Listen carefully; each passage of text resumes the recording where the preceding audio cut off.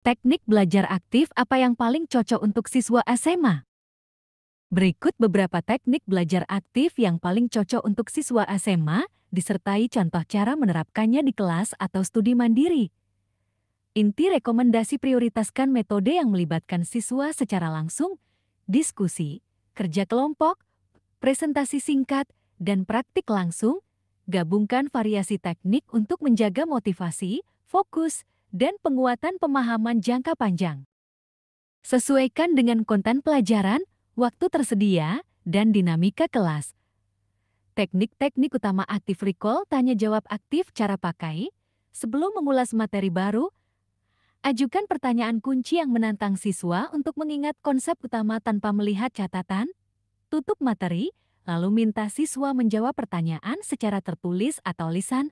Manfaat: meningkatkan retensi memori dan kemampuan mengaplikasikan konsep. Spaced repetition, pengulangan teratur cara pakai.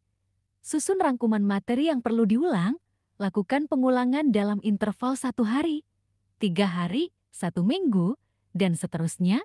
Gunakan kartu ringkas flashcards atau kuis singkat. Manfaat: memperkuat hubungan sinapsis dan mencegah lupa. Diskusi kelas terstruktur, structured discussion cara pakai. Bagi kelas menjadi kelompok kecil dengan peran jelas penyangga pendapat, perekam catatan, penanya. Beri topik, waktu, dan aturan adil untuk bergiliran berbicara. Manfaat: melatih pemikiran kritis, mendengarkan, dan kemampuan membangun argumen. Pembelajaran berpasangan sync pair share cara pakai. Siswa berpikir mandiri tentang pertanyaan, berpasangan untuk membahas, lalu berbagi jawaban dengan kelas. Manfaat: meningkatkan partisipasi siswa yang kurang vokal dan membangun keharmonisan kelas. Studi kasus case study cara pakai. Sajikan kasus nyata atau hipotetis terkait materi, minta siswa menganalisis, mengidentifikasi masalah, dan merumuskan solusi. Manfaat: mengaitkan teori dengan aplikasi praktis dan meningkatkan pemecahan masalah. Bermain peran role play cara pakai. Simulasi situasi relevan, misalnya masalah etika, eksperimen ilmiah, atau diskusi konflik. Observasi teman sekelas sebagai umpan balik. Manfaat: menghidupkan konsep, meningkatkan empati, dan keterampilan komunikasi. Kelas terbalik flip classroom cara pakai.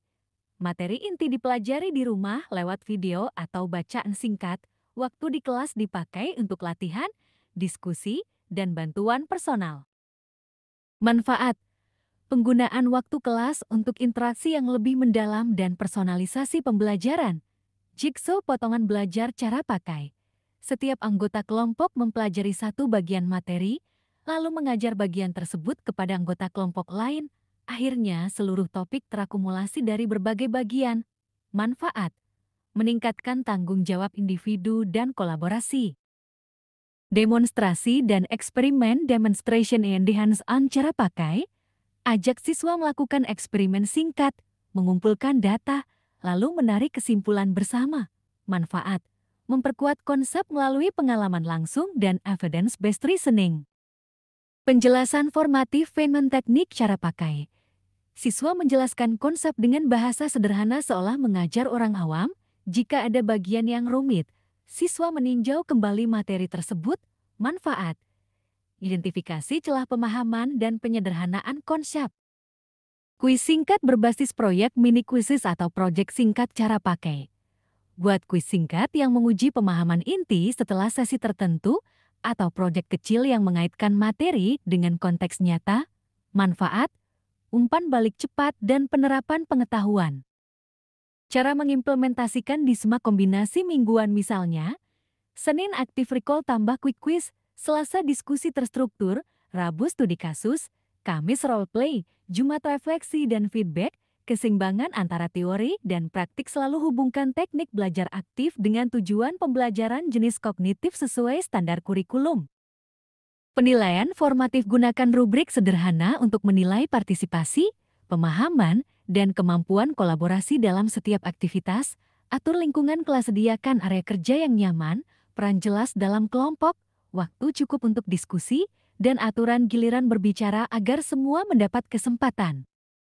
Dukungan dan inklusivitas sesuaikan tingkat kesulitan dengan kemampuan siswa, berikan opsi pendekatan yang berbeda untuk sumber belajar video, teks, grafik, umpan balik konstruktif berikan umpan balik yang spesifik, fokus pada perilaku belajar, bukan identitas siswa, dorong refleksi diri dan rencana perbaikan. Hal-hal yang perlu diperhatikan sesuaikan dengan konteks mata pelajaran beberapa teknik lebih cocok untuk mata pelajaran sains dan matematika X, studi kasus, eksperimen, sementara others lebih cocok untuk bahasa dan literasi X, diskusi.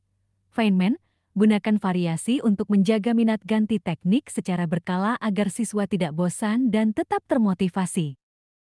Hindari overloading, jangan terlalu sering menggunakan teknik kompleks dalam satu sesi, berikan jeda antara aktivitas yang menuntut energi kognitif tinggi.